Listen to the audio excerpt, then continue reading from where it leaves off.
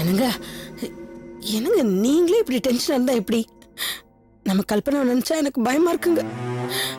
அவ எப்படி மனசு ஒடிச்சு போய் உட்காந்துருக்கா பாருங்க. கொஞ்சம் அவளை சமாதானப்படுத்துங்க.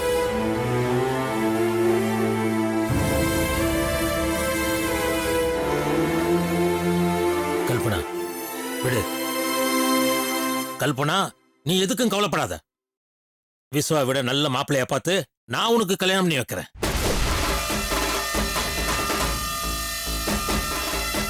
நந்தினி நந்தினின்னு அவளையே நினைச்சு அவ பின்னாடி ஓடுற விஸ்வாக்கு உன்னை கல்யாணம் பண்ணி கொடுக்க முடியாது.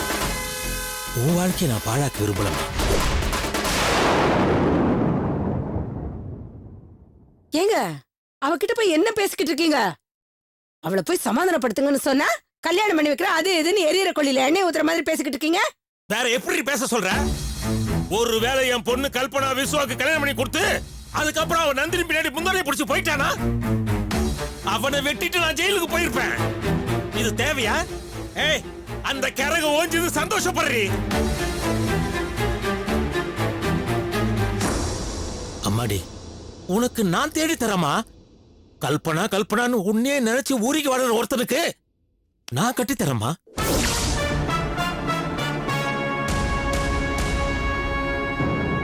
நீதான் உலகம் நீதான் வாழ்க்கைன்னு வாழுற ஒரு நல்ல மாப்பிளைக்கு உன்னை நான் கல்யாணம் பண்ணி வைக்கிறேன்.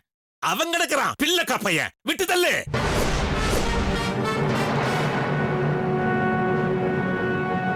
ஏய் மீனாட்சி, ஐயருக்கு போன் பண்ணி ஒரு நல்ல தேதியை குறிச்சு முகூர்த்தத்துக்கு ஏற்பாடு பண்ணு. அந்த தேதியில என் பொண்ணுக்கு ஒரு நல்ல மாப்பிளைய பார்த்து கல்யாணம் பண்ணி வைக்கிறேன். அந்த குடும்பத்துக்கு நான் யாருன்னு காட்டுறேன்.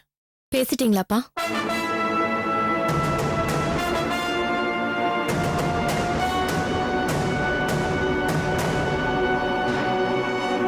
என்ன யாரும் ஒரு மாப்பிளைக்கு கல்யாணம் பண்ணி வைக்கதா சின்ன வயசுல இருந்து மாமா பேரு ஸ்லோக மாதிரி சொல்லி சொல்லி என் மனசுல ஆசையை வளர்த்தீங்களா? சட்டனை கழிச்சு போட்டுட்டு வேணாம்னு சொல்லிட்டு போறதுக்கு சொப்ப வச்சு விளையாட சின்ன பிள்ளைங்க விளையாட்டு நினைச்சிட்டு இருக்கீங்களா?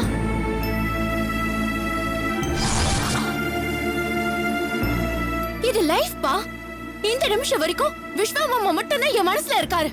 அவரை தூக்கி எறிஞ்சிட்டு நீங்க சொல்ற எந்த ஒரு நல்ல மாப்பிளையும் நான் கல்யாணம் பண்ணிக்க முடியாது. கல்பனா அந்த நந்தினி தான் வேணும்னு அந்த விஸ்வா கல்யாணம் பண்ணிட்டல்ல, அதுக்காக அப்படியே விட்டுற முடியுமா? மாமா அவருக்கு பிடிச்சத செஞ்சுக்கிட்டாரு. எனக்கு பிடிச்சத தானே என்னால செய்ய முடியும்.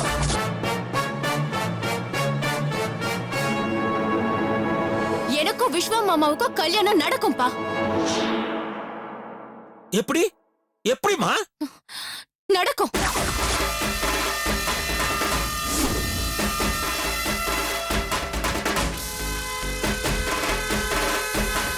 மாமா கையாலேயே அவ கழுத்துல இருக்கிற தாலிய அறுக்க வைப்பேன். அவரு கையாலேயே என் கழுத்துல தாலிய கட்ட வைப்பேன். இது நிச்சயமா நடக்கும்.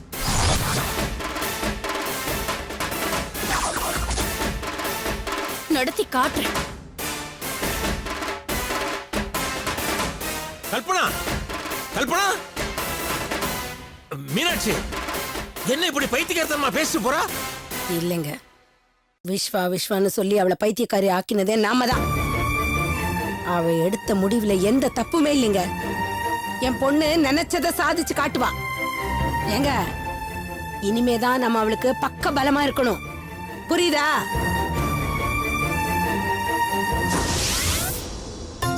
அம்மா என்னம்மா சொல்லுமா.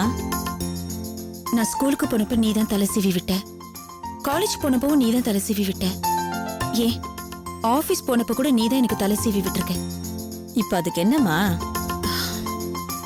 இதுக்கப்புறம் எனக்கு யாருமா தலை சீவி விடுவா? ஏண்டி தலை சீவி விடுறதுக்காக யாரா கல்யாணம் பண்ணிக்காம இருக்க முடியுமா?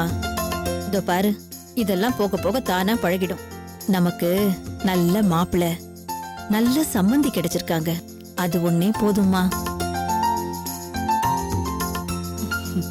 சம்பந்தியம்மா உட்காரு உட்காரு.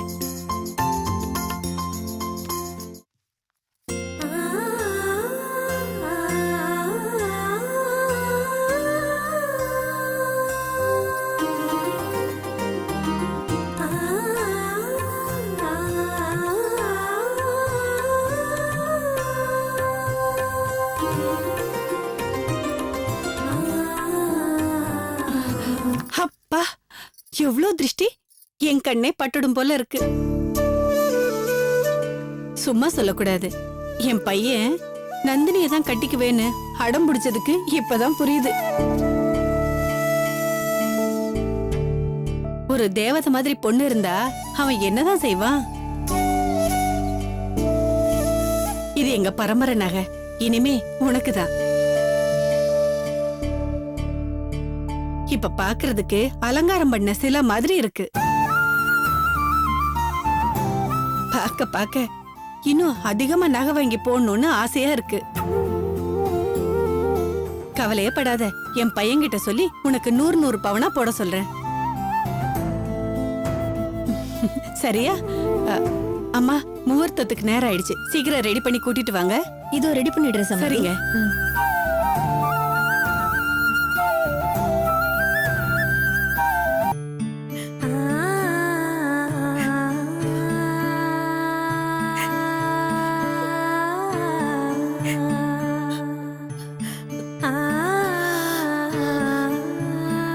என்னாச்சுமா? ஏன் அழற? இல்லம்மா நந்தினி, உனக்கு கல்யாணம்னு சொன்ன உடனே ஒரு 10 சவரத்துலயாவது நகை போடணும்னு நானும் உங்க அப்பாவும் ரொம்ப பாடுபட்டோமா. அதுக்கும் வழி இல்லாம மனசுக்குள்ள புழுங்கிக்கிட்டு இருந்தோமா. ஆனா சம்பந்தியம்மா பாத்தியம்மா, நகை கொண்டு வந்து போட்டு அது உனக்கு தானே சொன்னாங்க. நகை போட்டது விடுமா, அந்த மனசு யாருக்குமா வரும்? இப்ப சொல்ற நந்தினி, இந்த மாதிரி மனசு இருக்கிறவங்கள எந்த காலத்திலயும் மனசு நோகிற மாதிரி எதுவும் சொல்லிடக்கூடாதுமா. ஐயோ, என்ன மணி? நான் ஓம் பொண்ணுமா, நான் போய் அந்த மாதிரி எல்லாம் நடந்துக்குவேனா? இல்லம்மா, ஒரு தாயா நான் உனக்கு சொல்ல வேண்டிய கடமைமா இது. உங்க அக்கா வாழ்க்கைய பாத்தியம்மா? நம்ம அவ்வளவு கஷ்டப்பட்டும் அவளுக்கு ஒரு நல்ல வாழ்க்கை அமையாமையே போயிடுச்சேன்னு அந்த கண்ணீரோட நாங்க நின்னுகிட்டு இருக்கோமா. உங்க அப்பா என்னடானா 3 பொண்ணுங்களை பெத்துட்டோமேன்னு எப்போ வருத்தப்பட்டுக்கிட்டே இருப்பாரு. உன் கல்யாணம் நடந்து முடிஞ்சதுக்கு அப்புறம் தான் அவர் முகத்துல ஒரு சிரிப்பே வந்திருக்குமா. இத்தனை வருஷத்துல அந்த மனுஷ முகத்துல நான் சந்தோஷத்தை பார்த்ததே இல்லம்மா. இப்பதாம்மா பார்த்தேன். பொண்ணு எடுக்கிற வீட்ல இருந்து நகை போடுங்க, அதை போடுங்கன்னு புடுங்கிறதுக்கு தாம்மா பாப்பாங்க. ஆனா முதல்ல குடுக்கிற மனசு இவங்களுக்கு தாம்மா இருக்கு. இங்க பாருமா, இனிமே எந்த காரணத்துக்காகவும் மனசு நோகிற மாதிரி எதுவும் சொல்லிடாதம்மா. அம்மா, சரிம்மா, நான் கிளம்புறேன்.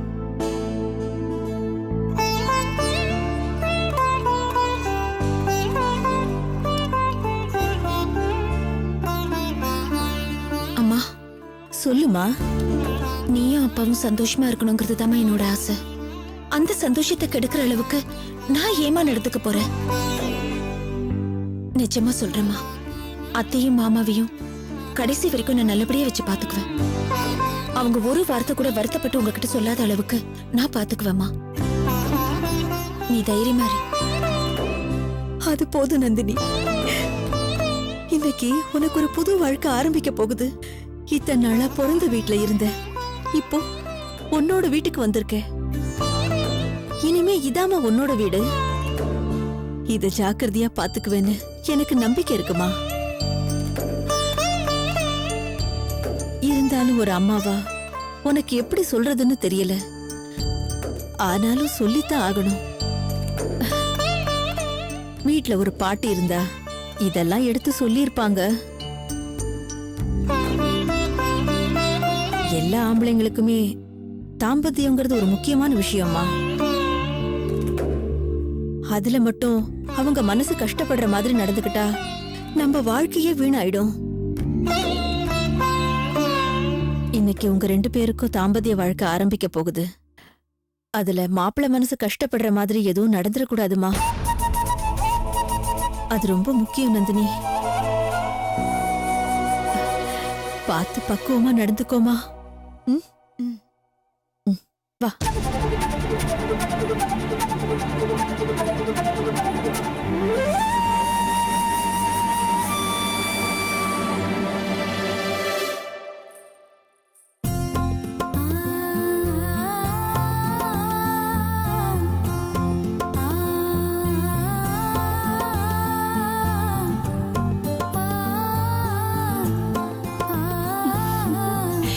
ஐயோ, தேவதை மாதிரி இருக்கா. அம்மாடி, ஒரு நிமிஷம் இரு.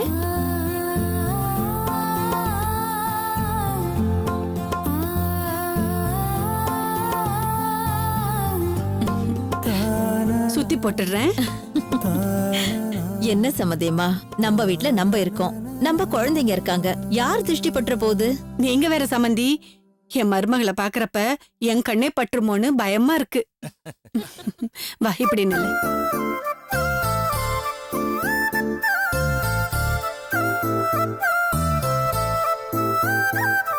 துப்பு துப்பு.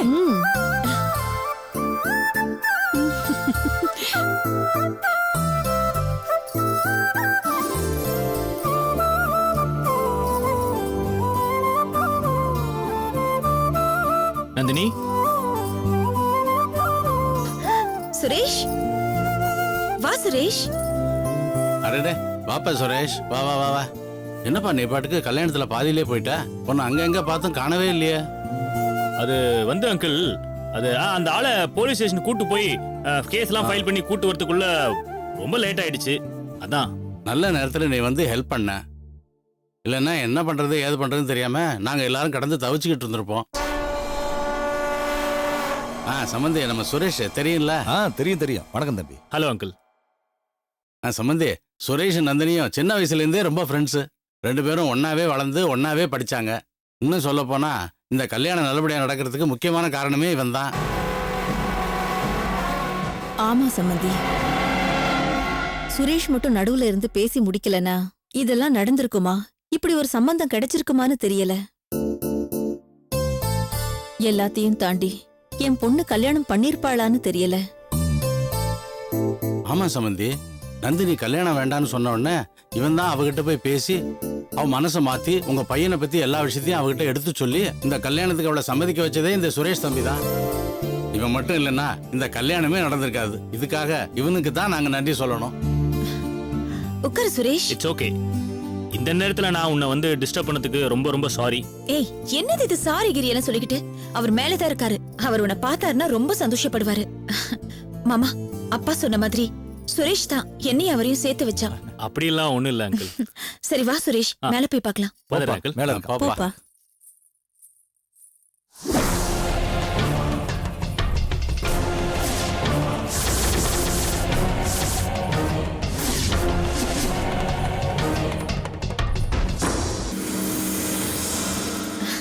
என்னங்க, யார் வந்திருக்கான்னு பாருங்க. Hi hero. Hi Vishwa. I'm fine. Sorry, இன்னைக்கு நான் வந்து உங்களை டிஸ்டர்ப் பண்ணிருக்க கூடாதுதான். என்னது, கல்யாணத்துல பாதியில நீங்க காணாம போயிட்டீங்க, அதுக்கு நாங்க காரணம் ஆயிட்டோம். நியாயமா நாங்க தான் சாரி சொல்லணும் உங்களுக்கு.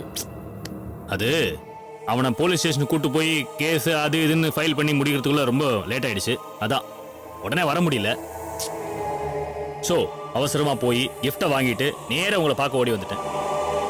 சாரி, டிஸ்டர்ப் பண்ணிட்டேன். என்ன நீ, அதெல்லாம் ஒண்ணும் இல்ல. என்னங்க, சுரேஷ் கொடுக்கற கிஃப்ட் வாங்கிக்கோங்க. வாங்கிக்கோங்க இல்ல வாங்கிப்போம். Wishing you a very very happy married life. Thank you, thank you.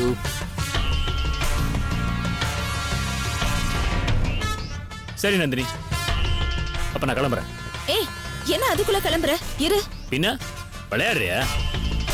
Gift கொடுத்தாச்சு, இனிமே எனக்கு நீங்க வேலை. இந்த கிஃப்ட்ல என்ன இருக்குன்னு பார்க்காம நான் உன்னை விட மாட்டேன். இரு. எனக்கு சின்ன வயசுல இருந்தே நான் அதிகமா மார்க் வாங்கினா பர்த்டே வந்தா ஏதாவது ஒரு gift கொடுத்து என்ன அசத்திடுவான். இதுக்காகவே எனக்கு சீக்கிரமா பர்த்டே வராதான்னு நான் ஏங்கிக்கிட்டு இருப்பேன். அவ்வளவு வித்தியாசமான ரசனை. அதனால தான் எனக்கு சுரேஷை ரொம்ப பிடிக்கும். என்ன இருக்குன்னு பாருங்க.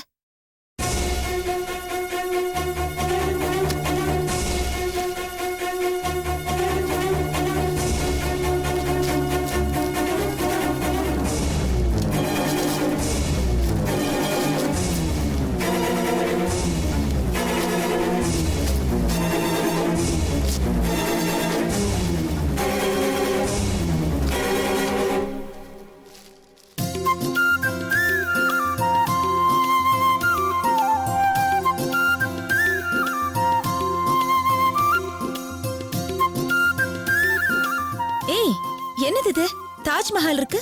ஆமா, தாஜ்மஹால் தானே லவ்வோட சிம்பல்.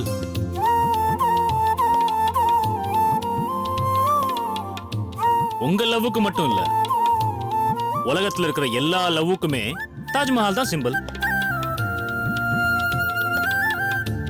தாஜ்மஹாலை தாண்டி உங்க 2 பேருக்கு நான் வேற என்ன gift கொடுக்க முடியும்? உங்க லவ்வுக்கு பெருமை சேர்க்கணும்னா அதுக்கு நான் தாஜ்மஹாலை கொடுத்தா மட்டும்தான் ஈடு செய்ய முடியும்னு தோணுச்சு. அதனாலதான் அதை சூஸ் பண்ணி கொண்டு வந்தேன். நான் சொன்னேன்லங்க, சின்ன வயசுல இருந்தே இவனுக்கு வித்தியாசமான ரசனைன்னு. ரொம்ப தேங்க்ஸ் சுரேஷ். அப்படிங்களா? ரொம்ப ரொம்ப நன்றிங்க. சரி, இப்போ அதை நான் கிளம்பலாமா? ஓகே, வரேன். எனிவேஸ் தேங்க்ஸ் யார். பாய் விஸ்வா. பாய். பாய். ரொம்ப அழகா இருக்குல்ல? Very very cute. இது நம்ம கட்டிலோட ஹெட்ரெஸ்ட்ல வைக்கணும். ம்.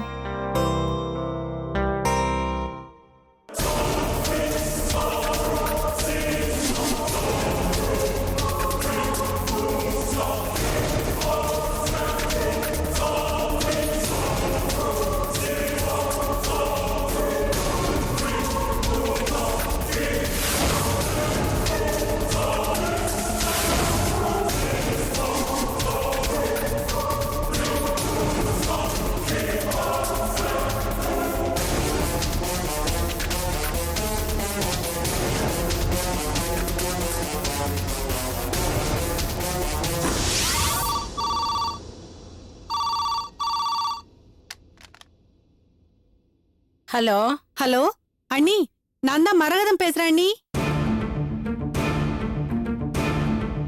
சொல்லுங்க அண்ணி, எங்க இருந்து பேசுறீங்க? என்ன நீ இப்படி கேக்குறீங்க? விஸ்வாக்கு கல்யாணம் ஆன உடனே அவனுக்கு வாங்கின புது வீட்ல பொண்ணையும் மாப்பிளையும் குடுத்தன வைக்க போறேன்னு உங்களுக்கு தெரியும்ல? ஓ, அந்த வீட்ல இருந்து தான் நீ பேசுறேன். அப்படியா? சரி சரி சரி. அண்ணி, நீங்க அண்ணன் கல்பனா எல்லாரும் கல்யாண மண்டபத்துல இருந்து நேரா இங்க தான் வருவீங்கன்னு நானும் உங்க அண்ணனும் எதிர்பார்த்துக்கிட்டு இருந்தோம். நீங்க யாருமே வரலையா அண்ணி? அதுக்கு இல்ல அண்ணி, அதான் அங்கதான் அண்ணன், நீங்க, அப்புறம் உங்க மருமகளோட அம்மா அப்பா, அவங்க குடும்பம் எல்லாரும் இருக்காங்கல்ல.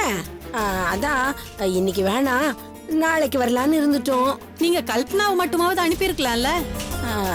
அதை ஏன் அண்ணி கேக்குறீங்க? இன்னைக்கு கல்யாண மண்டபத்துல நடந்த சம்பவத்தினால கல்பனா மனசு ஒடிஞ்சு போயிருக்கா அண்ணி. ஆமா அண்ணி, கல்யாண மண்டபத்துல நடந்தது நினைச்சா எனக்கே ஈரக்குலைய நடுங்குது அண்ணி. ஏதோ கடவுள் புண்ணியத்துல என் புள்ள உயிர் பழைச்சிட்டான். அண்ணி, கடவுள் புண்ணியம் சொல்லாதீங்க அண்ணி, என் பொண்ணு கல்பனாவோட புண்ணியம் சொல்லுங்க. அது என்னவோ உண்மைதான் அண்ணி.